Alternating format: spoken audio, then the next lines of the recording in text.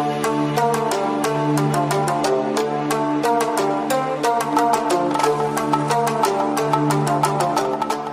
warahmatullahi wabarakatuh. Masih bersama channel Nglilir, acara ngopi bareng bersama Gus Duan. Assalamualaikum Gus, pripun kabare? Alhamdulillah, baik, sehat, Alhamdulillah. walafiat. Gus, kula badhe tanglet masalah soal apakah betul agama Islam itu agama pertama daripada agama Yahudi dan Nasrani.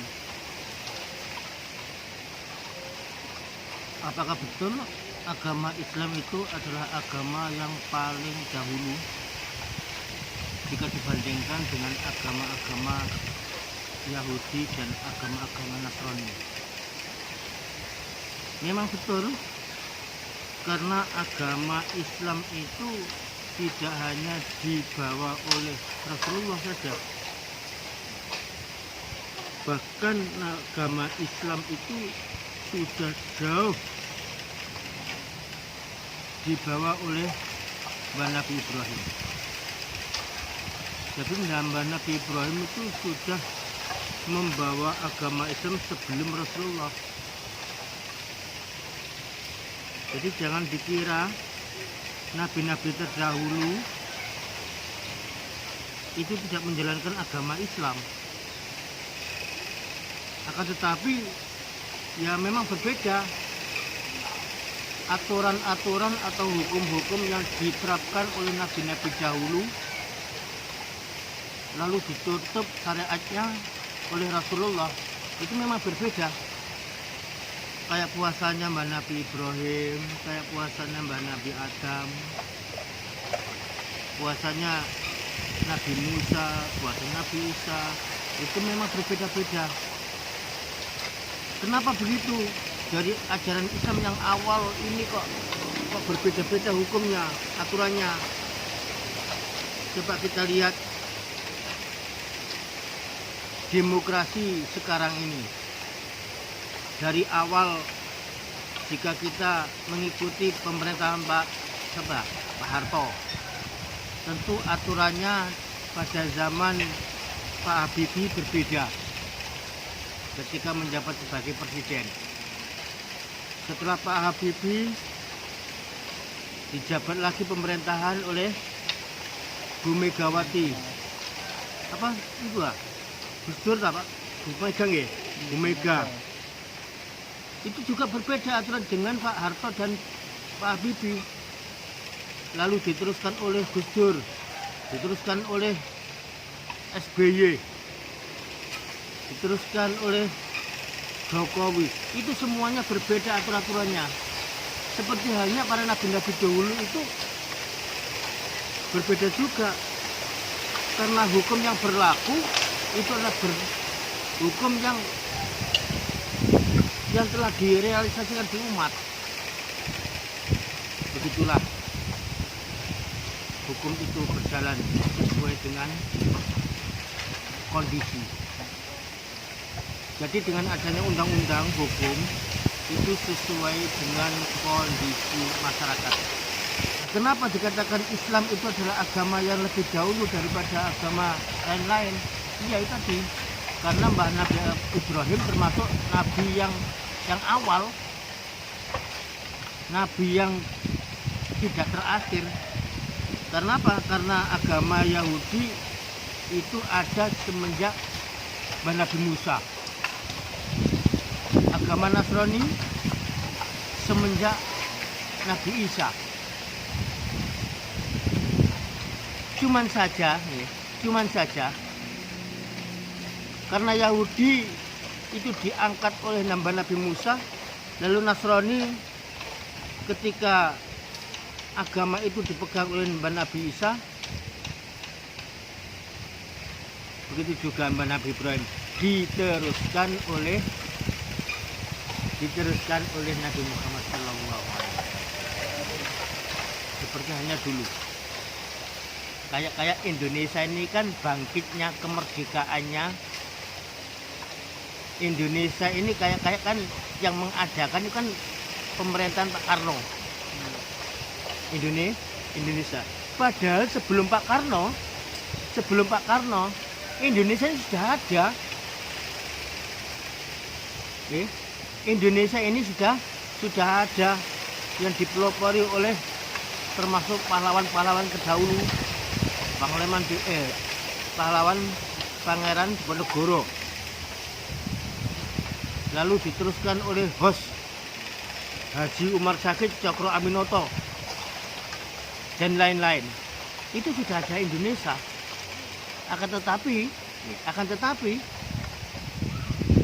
kita melihat seakan-akan Indonesia ini didirikan oleh pemerintahan Presiden Soekarno. Padahal dulu-dulu sudah ada yang namanya Indonesia. Begitu juga Islam itu gencar-gencarnya, rame-rame ini populer di masa Nabi Muhammad. Jadi kayaknya Islam itu dibawa oleh sebenarnya tidak begitu. Makanya saya katakan Islam adalah agama yang pertama dibandingkan dari pada Yahudi dan Nasrani. Tahu kemudian? Iya Gus, kenapa hukum Islam kok ikut fikih? Kok nggak langsung ke Al-Quran dan hadisnya?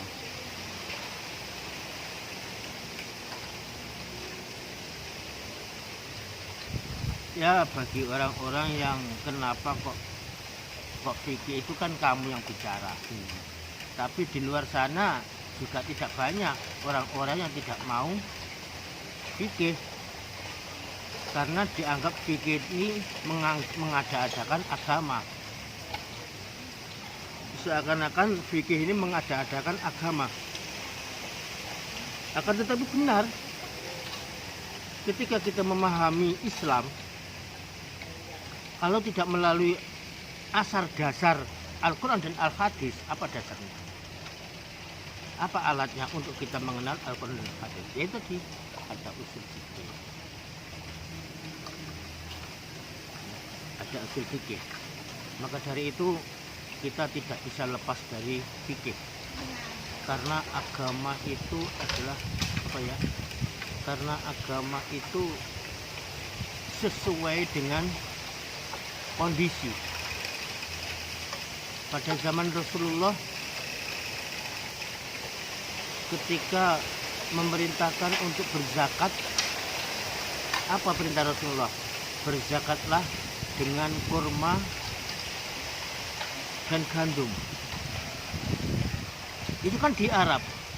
Kalau di Indonesia nggak ada kurma dan gandum, apakah nggak zakat? Kan tidak begitu. Nah, apa pengertian gandum dan kurma? Karena gandum dan kurma adalah makanan kekuatan bagi orang-orang Arab sana. Nah, itulah butuh kias, butuh perbandingan. Kita butuh fikih, butuh ijtihad pendapat para ulama. Jadi kita nggak bisa lepas dari fikih, dari usul, itu nggak bisa. Maka dari itu kita bagi warga ahli sunnah wal jamaah tetap menggunakan fikih, karena banyak pada zaman Rasulullah itu tidak ada pada zaman sekarang. Kalau Rasulullah dulu itu perintahnya disuruh zakat apa? Buah-buahan yang ada di sana, lalu makanan kekuatan termasuk beras, gandum itu kalau di Indonesia itu kalau dikiaskan. Akan tetapi bagi orang-orang yang tidak bertani, tidak berdagang, lalu sebagai pegawai negeri bahkan gajinya lebih besar, apakah dia tidak kena zakat? Ini kan nggak adil kalau begini. Nah, ini dah membutuhkan yang namanya fikih. Membutuhkan yang namanya fikih. Banyak contoh-contoh, misalnya sampean nanam pohon pisang, sampean pupuk dengan barang najis, sampean sirami uyuh, sampean taburi teletong, itu kan barang najis. Ini buahnya ini menjadi najis apa tidak? Ini membutuhkan fikih. membutuhkan kiasan. Kalau kita nggak begitu pikir nggak bisa, karena Al-Quran diturunkan dalam keadaan apa? Masih wungkul, perlu dikupas, perlu dimasak supaya bisa dipahami. Begitulah cara kita beragama, jadi membutuhkan alat-alat untuk bagaimana kita memahami Quran dan bagaimana kita memahami hadis, dan ditunjang oleh ijma ulama, pendapat ulama, dan dibutuhkan yang namanya kias atau perbandingan. Kalau di masa Rasulullah nggak ada, dikiaskan sekarang. Rasulullah dulu kalau memutari Ka'bah pakai unta, sekarang pakai apa? Pakai kursi roda. Itu kiasan. Kalau kita nggak membutuhkan kias, nggak bisa. Nggak membutuhkan fikih, nggak bisa. Masuk unta kata ini digawe tawaf saiki. Masuk unta digawe tawaf dhuwure lip. Nggak mungkin kan? Itulah yang membutuhkan kiasan. Banyak contoh-contoh itu pada zaman itu Safa dan Marwah ya. Ini perjalanan Safa dan Marwah kan begini saja. Kalau dulu itu kalau orang perjalanan sa'i Safa ke Marwah, ini hanya begini saja langsung balik.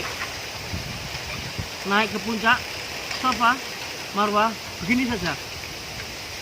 Nah, karena dengan banyaknya masyarakat yang harus berhaji ke sana, sehingga harus menampung beberapa juta manusia yang ada di wilayah ini. Bagaimana untuk memperlebar? Apakah kita hanya di Safa dan Marwah gini saja? Satu arah, satu kelompok gini saja? Nggak bisa. Nah inilah, sehingga pada waktu itu siapa ya? Ulama Banten itu Imam Nawawi berpendapat, sehingga waktu itu Imam Nawawi orang Indonesia, bahkan dikatakan ulama terbesar dunia. Ya itu kita bangga mempunyai ulama besar di Indonesia, yang tepatnya di Banten, yang pada waktu sempat dijadikan kesepakatan ulama Timur Tengah, dijadikan ulama terhebat pada saat itu. Karena apa? Karena menemukan pendapat ini. Wah, kalau kita Safa dan Marwah cuma gini saja nggak mungkin, lambat laun akan nggak mungkin muat. Bagaimana kita mengakses jalan ini supaya lebih baik?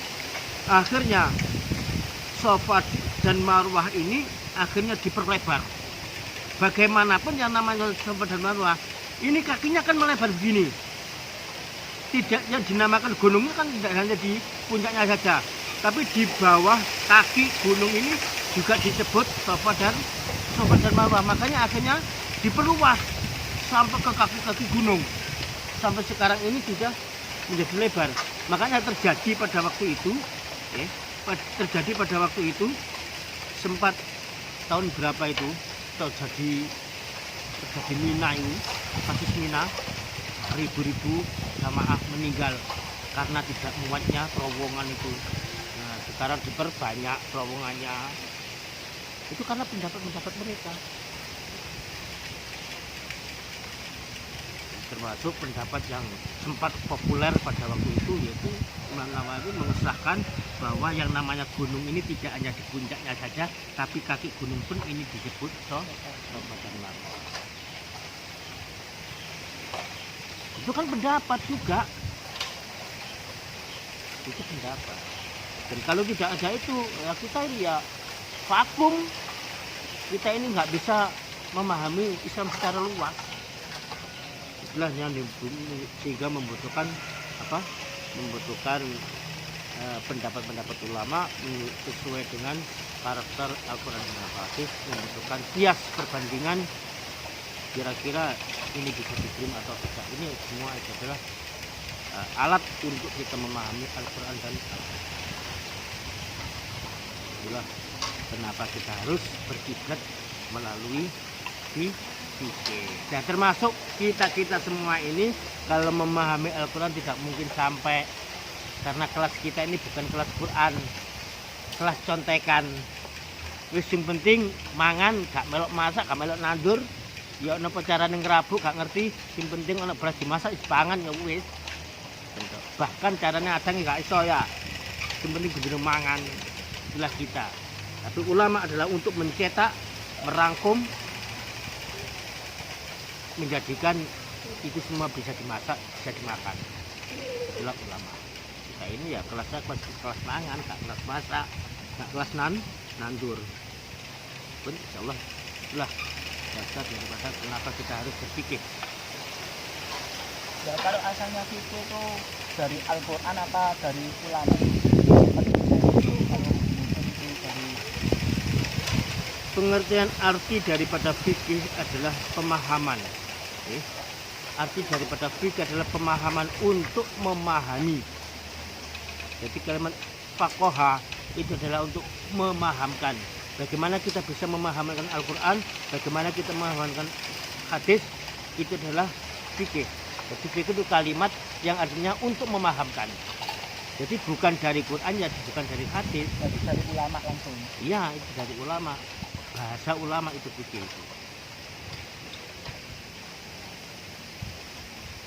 Jadi tidak langsung di apa? Itu ya Gus, enggak diambil dari Al-Quran apa hadis itu enggak. Itu tadi yang namanya fikih itu artinya bahasa. Bahasa untuk cara memahamkan. Tentunya kalau kita belajar bahasa Indonesia, kita akan punya kunci-kuncinya. Nah, fikih adalah kuncinya. Jadi kita harus tahu passwordnya. Kalau kita nggak tahu passwordnya, maka kita tidak bisa. Itulah. Oke, itu cara untuk membuka, memahami Al-Quran. Apakah password itu asal dari itu? Kan tidak, kan membentuk sendiri. Monggo Mas Her, kami kali ini. Kalau penjelasan tentang pengertian adil NU itu bagaimana gitu?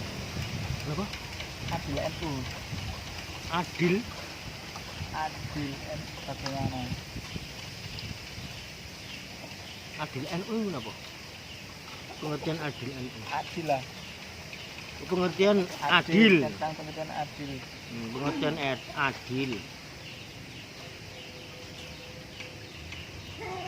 Pengertian adil itu ya meletakkan sesuai dengan porsinya, itu adil.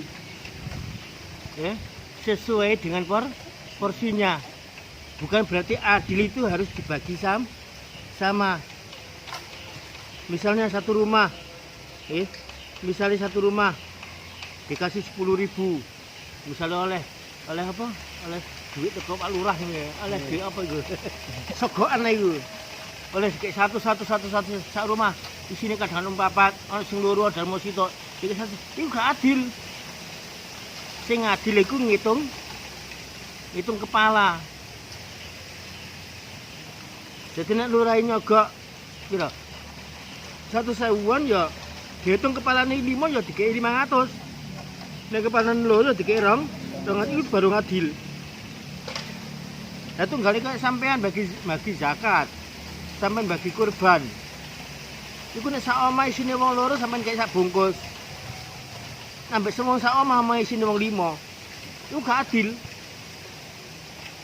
Sing adil iku sak omah ana 3 kakak ya dikei 3 bungkus. Nek sak omah isine sak kakak ya di sini sak bungkus, tak ngoten.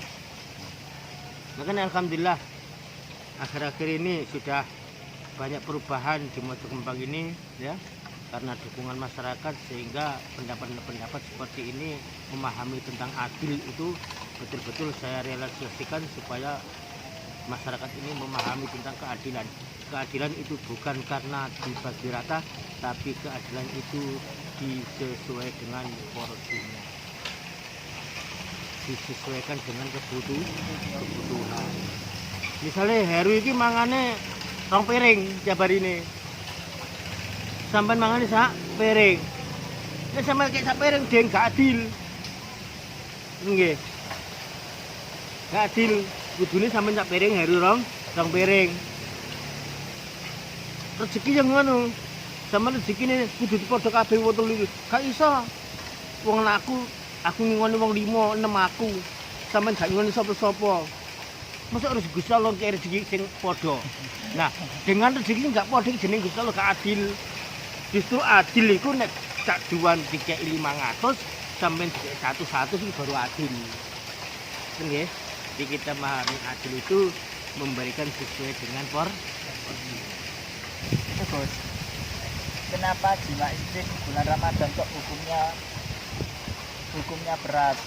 Kalau makan tanpa uzur kok ringan, Gus? Itu bagaimana? Makan tanpa uzur berarti nganggur PSBB. Yes, Di bulan puasa itu ringan dendanya. ringan. Dendanya cuma mengganti Yes. puasa di hari berikutnya. Tapi kok menjima istri itu dendanya kok berat. Bahkan kalau di Al-Quran itu dikatakan di kauman tasumu arba'una yauman.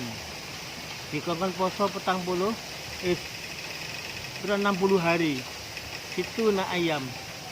Tidak dino 2 bulan. 2 bulan. Kenapa kok demikian? Kan pernah itu sahabat Rasulullah ditanya. Terus sahabat Rasulullah tanya. Rasulullah itu iya. Sahabatnya tanya pada Rasulullah. Ya Rasul. Saya tadi siang jima istri saya Rasul. Apa dendanya? Kafaratnya kamu harus memberikan makan orang 60. Memberikan makan orang 60 miskin. Fakir miskin. Bahwa saya ini melarat-melarati di kampung saya ya Rasul. Tidak mungkinlah saya memberikan makan karena makan saya sendiri dan anak saya saja sering kurangnya. Sehari makan, sehari tidak. Bagaimana saya memberikan orang 60? Gak mungkin ya Rasul. Kalau begitu kamu puasa 60 hari. Kok puasa 60 hari ya Rasul? Saya puasa 2 hari aja makan 1 hari kok. Saya puasa 2 hari ini saja sudah makan 2 hari. Bagaimana mungkin saya bisa melakukan puasa 60 hari? Gak mungkin ya Rasul. Apa kata Rasulullah? Ya karep mulah. Karep mulah. Karena apa? Karena puasa, karena untuk berhubungan suami ini adalah berat. Memang berbeda dengan hukum-hukum yang lain. Jadi jangan kamu katakan kenapa kok berat. Memang berat.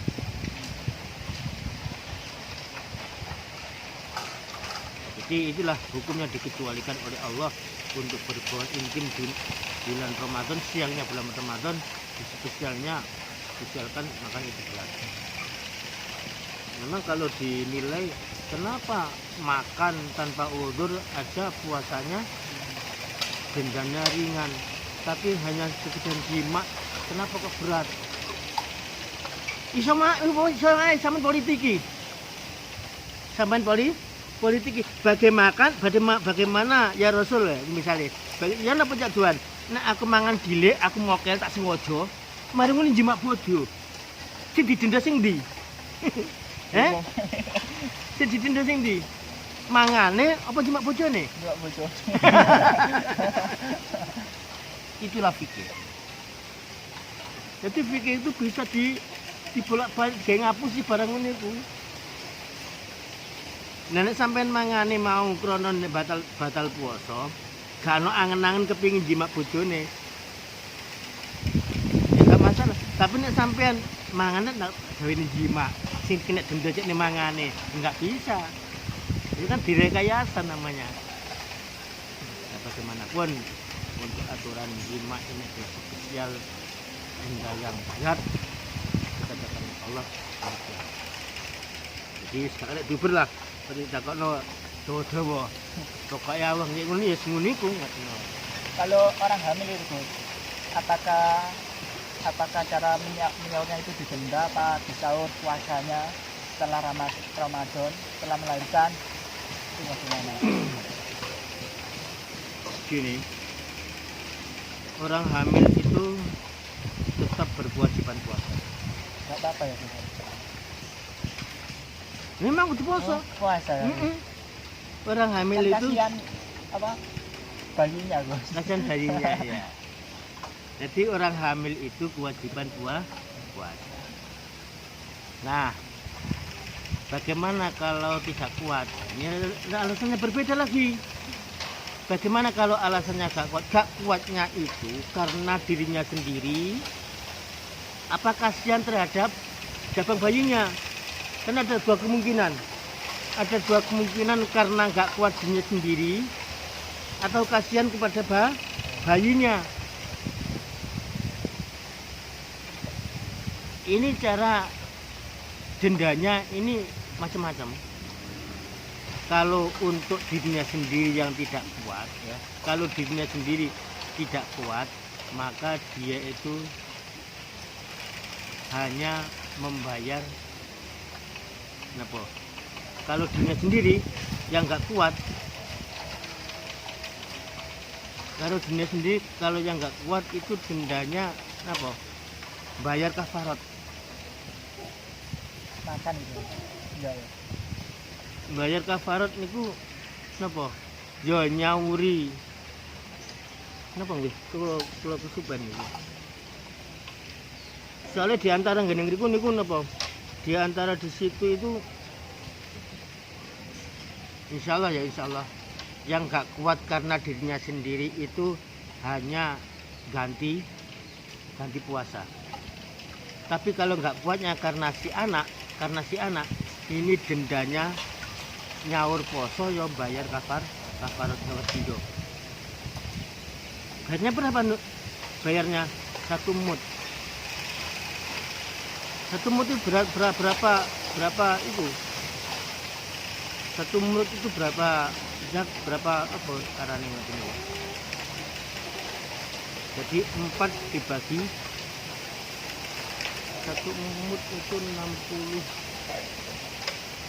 berapa nih? Itu kan itu. Pokoknya karena nggak kuatnya karena anak itu bayar nanya utang sambil bayar kafarat. Kalau nggak kuatnya karena diri sendiri itu cuma bayar zakat. Artinya ganti puasa. Kafarat itu berupa barang apa Makanan. makanan. Itu satu mut itu satu zakat dibagi 5. Assalamualaikum. Salam. Jadi kira-kira ya 60 gram, 600 gram.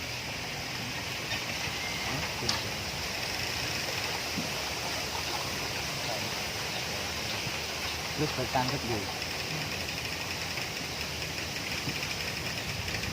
Itu kan sempat bingung antara simpang siur antara hukum Islam. Yang ini kunut, yang ini tidak boleh kunut. Nah itu yang benar bagaimana? Terus teman milih sendiri. Enggak kunuten enak enten. Dan ya, ini tuh kalau bingung kan terlalu simpang siur no, dalam hukum Islam. Berarti hukum Islam itu gak komitmen ya? Berarti hukum Islam itu mencra-mencri. Sing kono ngolehno, sing kono gak.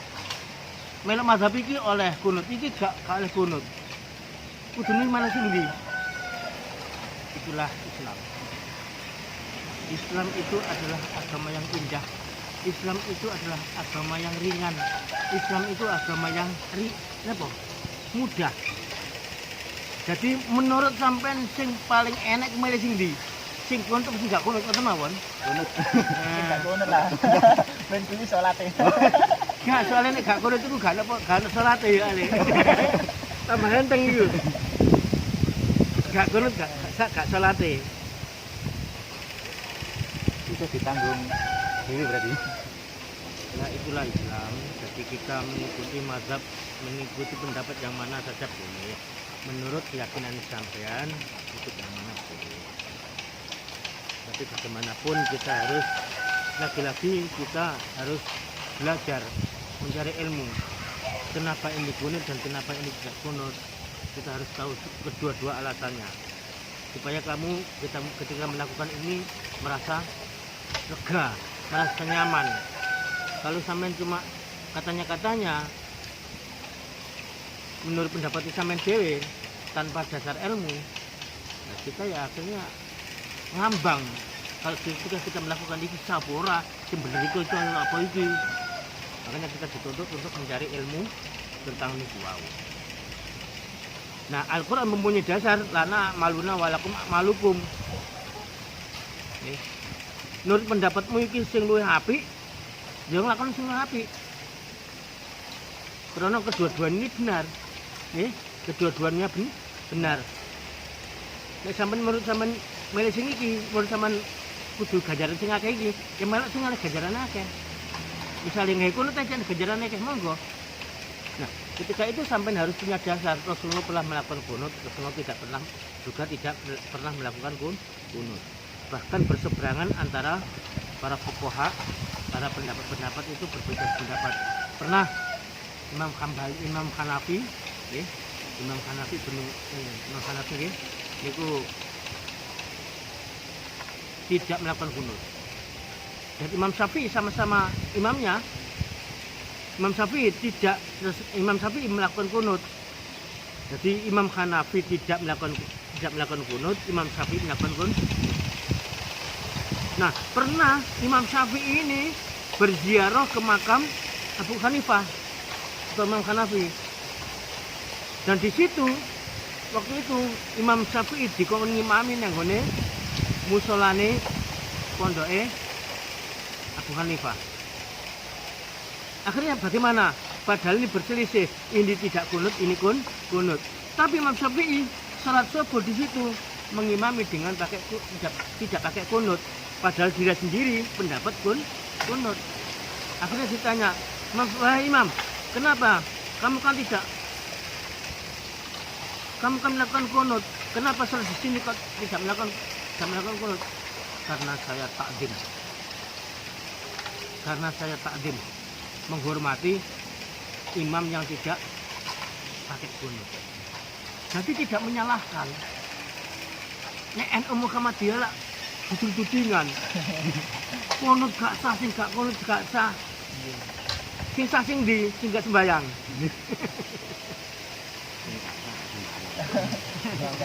Jadi Islam itu ini tadi lana maluna walakum akmalukum. Yang penting wa nahnu lahu mukhlisun, itu yang kita cari. Yang penting sampean punya ijtihad yang lebih baik. Sampean mencari yang lebih baik, yang banyak pahalanya. Wa nahnu lahu mukhlisun. Aja golek sing enteng-enteng, aja golek sing penak-penak tok. Sekian cukup dari sini berbincang-bincang kita, cangkruk bareng kita. Jangan lupa subscribe, like, dan komen, dan dukung terus channel Mulilil. Assalamualaikum warahmatullahi wabarakatuh. Waalaikumsalam.